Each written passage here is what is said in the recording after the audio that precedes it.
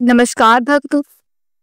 आज हम सुनेंगे नारद मुनि भगवान विष्णु और भगवान शिव की ऐसी अद्भुत लीला जो दिखाती है कि माया के जाल में देवता भी फंस सकते हैं और कैसे अहंकार का विनाश होकर भक्ति का मार्ग खुलता है।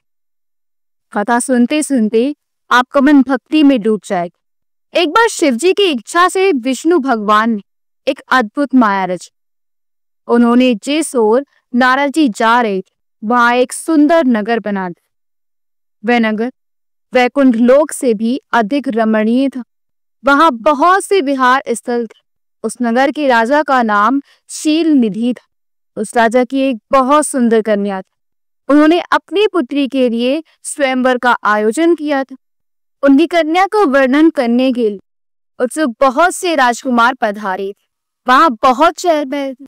इस नगर की शोभा देखते ही नारद जी का मन मोहित हो गया।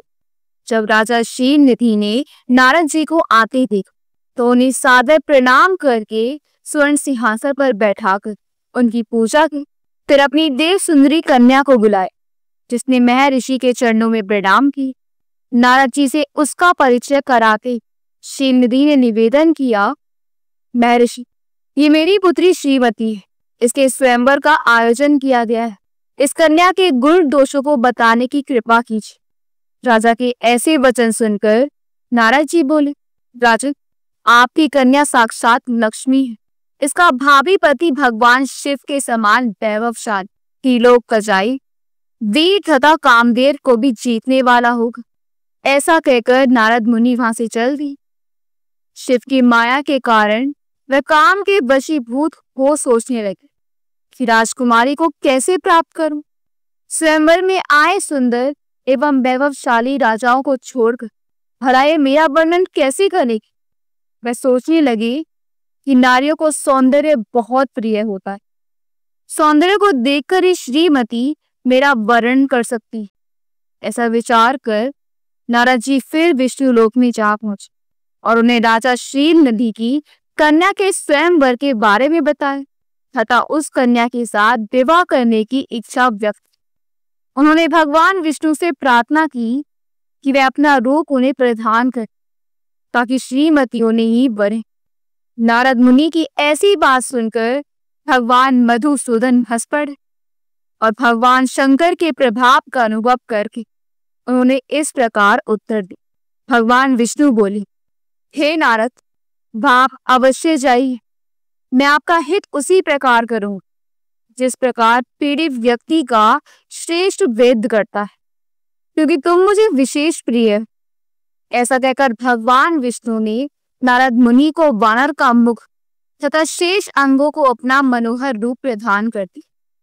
तब नारद जी अत्यंत प्रसन्न होते हुए अपने को परम सुंदर समझकर शीघ्र ही स्वयंवर में आ और उस राज्य सभा में जा बैठे। उस सभा में रुद्रगण ब्राह्मण के रूप में बैठे हुए। नारद जी का वानर रूप केवल कन्या और रुद्रगणों को ही दिखाई दे रहा था। बाकी सबको नारद जी का वास्तविक रूप ही दिखाई दे रहा था। नारद जी मन ही मन प्रसन्न होते श्रीमती की प्रतीक्षा कर रहे थे। वह कन्या हाथ में जयमाला ली अपनी सखियों के साथ स्वयंवर में। उसके हाथों में सोने की सुंदर माला थी। वह शुभ लक्षणा राजकुमारी लक्ष्मी के समान अपूर्व शोभा पा रही।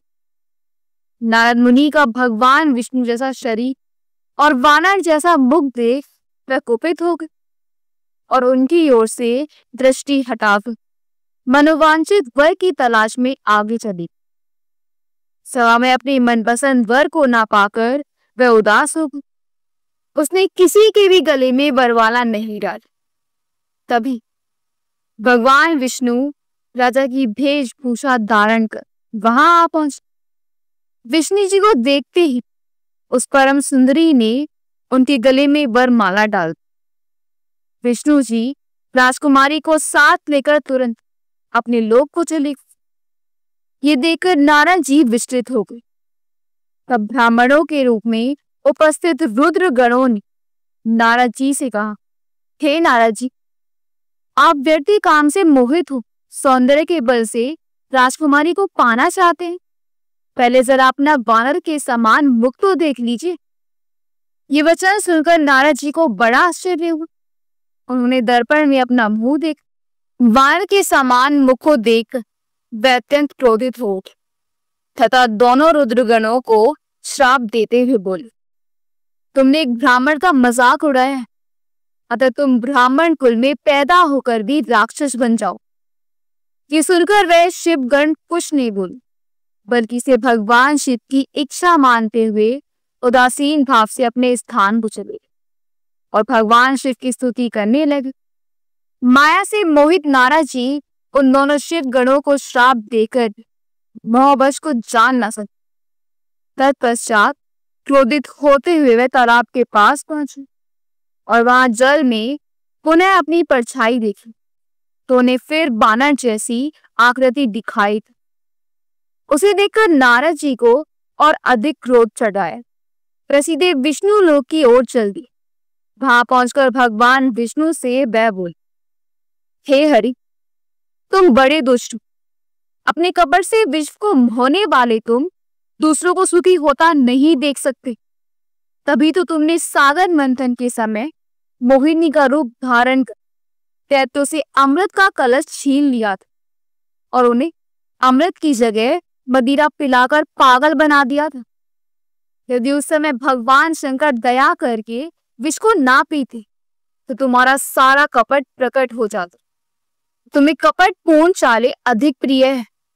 भगवान महादेव जी ने ब्राह्मणों को सर्वोपरि बताया। आज तुम्हें मैं ऐसी सीख दूंगा जिसे तुम फिर कभी कहीं भी ऐसा कार्य नहीं कर सकोगे। अब तक तुम्हारा किसी शक्तिशाली मनुष्य से पाला नहीं पड़ा है, इसलिए तुम निडर बने हुए हो, परंतु अब तुम्हें तुम्हारी करनी का पूरा फल मिलेगा। माया मोहित नारद जी क्रोध से खिन्न थे तो भगवान विष्णु को श्राप देते हुए बोले, विष्णु, तुमने स्त्री के लिए मुझे व्याकुल किया है। तुम सभी को मोह में डालते हो। तुमने राजा का रूप धारण करके मुझे छलाता, इसलिए मैं तुम्हें श्राप देता हूं कि तुम्हारे जिस रूप ने कपट पूर्व मुझे छला है, तुम्हें वही रूप में तुम राजा होगे और इसी तरह स्त्री का वियोग भोगोगे जिस तरह मैं भोग रहा। तुमने जिन वानरों के समान मेरी आकृति बना दी है, वही वानर तुम्हारी सहायता करेंगे। तुम दूसरों को स्त्री वियोग का दुख देते हो, इसलिए तुम्हें भी यही दुख भोगना पड़ेगा। तुम्हारी स्थिति अज्ञान से मोहित मनुष्य जैसी हो जाएगी। अज्ञान से मोहित नारद जी का श्राप विष्णु भगवान ने स्वीकार कर ली। तत्पश्चात उन्होंने महालीला करने वाली मोहिनी माया को समाप्त कर दिया। माया के जाते ही नारद जी का खोया हुआ ज्ञान लौटा और उनकी बुद्धि पहले की तरह हो गई। उनकी सारी व्याकुलता चली गई तथा मन में आश्चर्य उत्पन्न हो गया। ये सब जानकर नारद जी बहुत पछताने लगे और अपने को धिक्कारते हुए भगवान विष्णु के चरणों में गिर पड़े और उनसे क्षमा मांगने लगे। नारद जी कहने लगे कि मैंने अज्ञानवश होकर और माया के कारण आपको जो श्राप दे दिया है वह झूठा हो जाए। भगवान, मेरी बुद्धि खराब हो गई थी जो मैंने आपके लिए बुरे वचन अपनी जबान से निकाले। मेरी बहुत बड़ा पाप किया है। हे प्रभु, मुझ पर कृपा कर, मुझे ऐसा कोई उपाय बताइए जिससे मेरा सारा पाप नष्ट हो जाए। कृपया मुझे प्रायश्चित का तरीका बताइए। तब श्री विष्णु ने उन्हें उठाकर मधुर वाणी में कहा, हे महर्षि, आप दुखी न हो। आप मेरे श्रेष्ठ भक्त हैं, इसमें कोई संदेह नहीं। नारद जी, आप चिंता मत कीजिए, आप परम धन्य हैं। आपने अहंकार के वशीभूत होकर भगवान शिव की आज्ञा का पालन नहीं किया, इसलिए उन्होंने ही आपका गर्व नष्ट करने के लिए लीला रची थी। वह निर्गुण और निर्विकार हैं और सत, रज और तम आदि गुणों से परे हैं। उन्होंने अपनी माया से ब्रह्मा, विष्णु और महेश तीनों रूपों को प्रकट किया है। निर्गुण अवस्था में उन्हीं का नाम शिव है। वही परमात्मा, महेश्वर, परब्रह्म, अविनाशी, अनंत और महादेव नामों से जाने जाते हैं। उन्हीं की आज्ञा से ब्रह्मा जी जगत के सृष्टा हुए।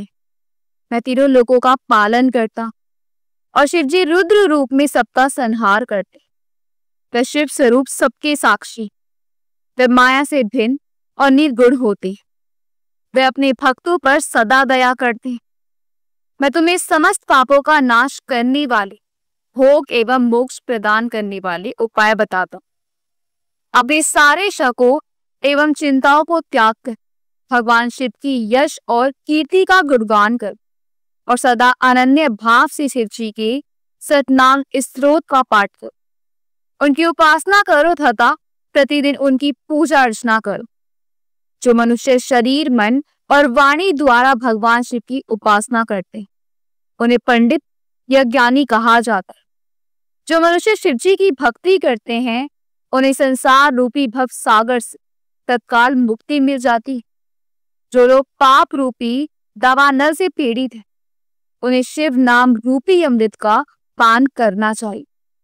वेदों का पूर्ण ज्ञान प्राप्त करने के पश्चात ज्ञानी मनुष्यों ने शिव जी की पूजा को जन्म मरण रूपी बंधनों से मुक्त होने का सर्वश्रेष्ठ साधन बताया। इसलिए आज से ही रोज भगवान शिव की कथा सुन और कहा कर तथा उनका पूजन किया कर। अपने हृदय में भगवान शिव के चरणों की स्थापना कर तथा उनके तीर्थों में निवास करते हुए उनकी स्तुति कर उनका गुणगान कर। इसके बाद नारद जी तुम मेरी आज्ञा से अपने मनोरथ की सिद्धि के ब्रह्मलोक जा। वहां अपने पिता ब्रह्मा जी की स्तुति करके उनसे शिव महिमा के बारे में पूछ, तो तुम्हें भगवान शंकर का महात्म्य और सतनाम स्त्रोत अवश्य सुनाएंगे। आज से तुम शिव भक्ति में लीन हो जाओ, वे अवश्य तुम्हारा कल्याण करेंगे। ये कहकर विष्णु जी अंतर्धान हो गए। तो भक्तों, इस प्रकार भगवान शिव की इच्छा से हुई इस लीला ने नारद जी के अहंकार को दूर कर उन्हें शिव भक्ति में लीन कर दिया। ये कथा हमें सिखाती है कि चाहे हम कितने ही ज्ञानी क्यों ना हो, माया के मोह से बचने के लिए भगवान की शरण ही सबसे सुरक्षित स्थान। यदि आपको ये कथा अच्छी लगी तो वीडियो को लाइक करें, अपने दोस्तों के साथ साझा करें और हमारे चैनल कान्हा की दासी को सब्सक्राइब करके घंटी का निशान दबाएं ताकि अगली भक्ति भरी कथा आप तक सबसे पहले पहुंचे।